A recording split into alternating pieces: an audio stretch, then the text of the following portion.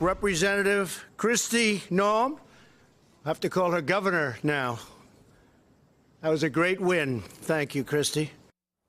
And joining us now, a member of the House Ways and Means Committee, Republican Kristi Noem of South Dakota. As the president was alluding to, she's also the Republican nominee for governor in her state. Not quite yet the governor. Congresswoman, good to have you with us. Thanks for being here. Many of your Republican colleagues there in the Congress have said about the tariffs, number one, and the bailouts, that it's simply not free trade, that the farmers in their states like Nebraska and Iowa, they don't want a bailout. They want the markets around the world to be open to them. Would you say the same for your farmers in South Dakota?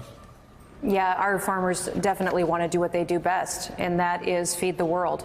And so opening up new markets is incredibly important. That's why the announcement that was made in the Rose Garden yesterday was so wonderful, because it shows that the president is going to continue to negotiate opening up those markets. Sending more soybeans to Europe is having an impact on the markets today, and we need to continue and keep that ball rolling into other and more markets going across the world. So were those tariffs a mistake then?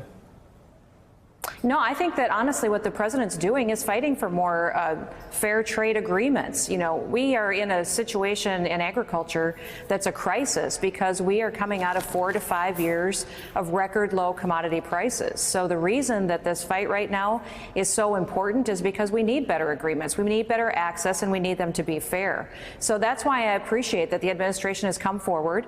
They've given us some assistance, and they've also continued to stick to their guns and make sure that they're going to negotiate better agreements going forward. You know, our farmers don't want bailouts. They do want to sell their products, and they want to be treated fairly, and the president understands that. But how about the tariffs themselves? Before the bailouts, we had the tariffs. How did your farmers feel about the tariffs, and did you agree with those?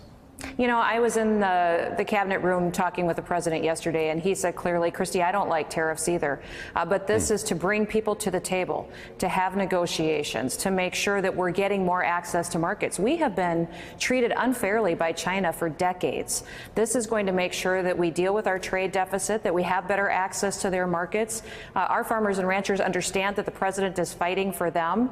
They also appreciate that USDA has come to the table and has given them an opportunity to have some assistance in the short term, but they say the long-term goal is to sell their products. You know, when this is a national security issue, and we recommend and always talk about the fact that for us to feed our own country is incredibly important. It's incredibly important that we sell our market goods to other countries as well, because then we create friendlier neighborhoods across the globe. It's interesting to hear you say what the president told you about tariffs, because a couple of days ago he wrote that tariffs are the greatest, is what he said about them. But do you find that that's a dangerous negotiating tool, to use tariffs to bring somebody to the table? Because caught in the crossfire of all that and losing business and money are the farmers in your state. You know, the best negotiator we have is the President of the United States. He's doing an incredible job fighting for our farmers. There has been some consequences to this recent trade war. We've been very aggressive in making sure that the White House knows about the consequences that we're dealing with on the ground, and that our farmers and ranchers are seeing lower market prices, and that could be devastating if it continues in the long term. That's why they've responded with an aid package, but also we've clearly said this is not a long-term solution. We don't want aid packages.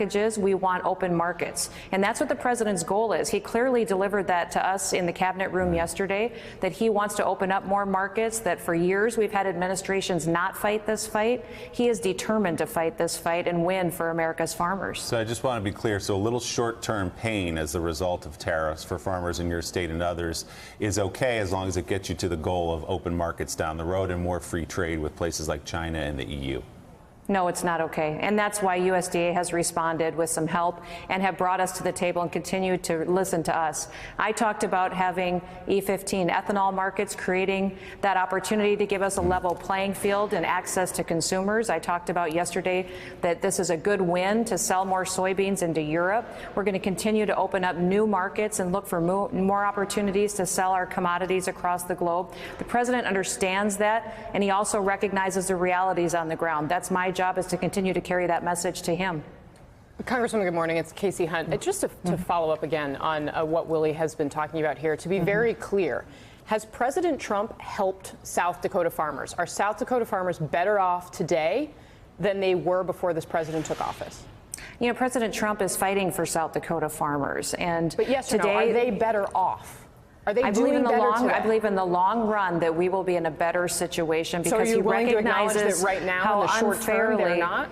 how unfairly we've been treated for decades in access to markets. Our farmers for years have been coming to Capitol Hill and talking about how China has not treated them fairly, how they've rejected their commodities, how we haven't had free and fair trade agreements for years. That's why we had 4 to 5 years of record low commodity prices going into this administration. But and you're that's still what the not able president to is argue that fighting today, for. in the short term, they are better off today than they were before this president took office. No, we need much higher prices for our commodities, but this president recognizes that we need to turn this around, and that is why I was grateful to see USDA come forward and to give us some opportunities to get through this crisis and open up new markets that will give us an opportunity to continue to feed the world. That's what we do best. And do you disagree with your Republican colleague on the Senate side, Ron Johnson, who called this bailout policy Soviet?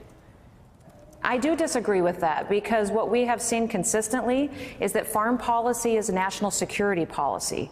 We decided years ago that it was important that we grow our own food in this country, that it was important that everyone be able to go to a grocery store and be able to buy their food and have a food policy that is affordable for them and their families. So I've always looked at farm policy through that viewpoint. It's important we have farmers across this country that are diversified and can feed this country, but then feed those around the world and do what we do best. When we're trading with countries across the world, it's friendlier neighborhoods and relationships that we build. And so I believe that this short-term aid package is helpful. It's not a solution. The solution that we all want and that our farmers want is access to markets and to be treated fairly.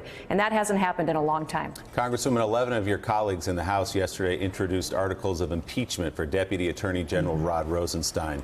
Do you agree with them? You know, I haven't read that resolution yet, and when you're talking about impeachment, it certainly is important to know all of the details. So Do you I will believe he do should that. be impeached based on what you know? You know, there's things that I have disagreed with him strongly on, and so I'll continue to look at that resolution and make sure that this is the right approach. If it came to a vote, would you vote yes? I'll read the resolution and then I'll let you know. Do you think he's doing a good job as Deputy Attorney General? I've been very disappointed in his performance on many issues. Do you think he has it out for the president? You know, this is something that I've been focused on trade and tax policy, obviously, as a member of Ways and Means Committee. We all have our areas of expertise and study of details, and that is something that I'll continue to look at. And when that decision time comes, I'll make the right one that's right for this country. All right, Congresswoman Kristi Noem of South Dakota, the nominee for governor there as well. Thank you for your time this morning. We appreciate it. Thank you. Thanks for checking out MSNBC on YouTube, and make sure you subscribe to stay up to date on the day's biggest stories. And you can click on any of the videos around us to watch more from Morning Joe and MSNBC. Thanks so much for watching.